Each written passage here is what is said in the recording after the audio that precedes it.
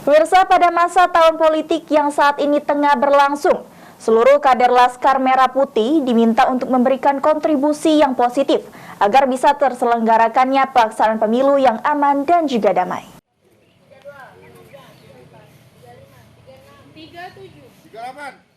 Pemilu 2024 menjadi momen yang cukup penting bagi bangsa Indonesia. Oleh karenanya, di masa proses tahapan yang kini tengah berlangsung, seluruh anak bangsa diharapkan untuk dapat menjaga kondusivitas tanah air.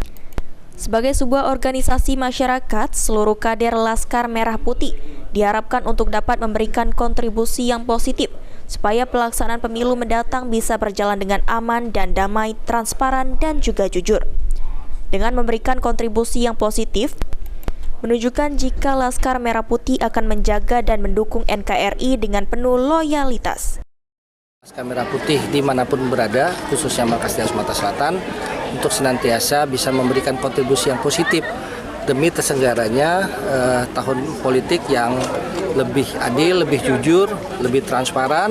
Kemudian juga yang paling penting adalah memastikan bahwa Laskar Merah Putih betul-betul tetap mendukung NKRI dan juga kemudian loyalitas tanpa batas kepada Negara Kesatuan Republik Indonesia. Sejauh ini dalam masa tahun politik yang berlangsung, tidak ada arahan khusus untuk para kader yang ada dari pimpinan untuk memihak atau memilih kelompok atau personel manapun. Firman Hidayat, PAL TV.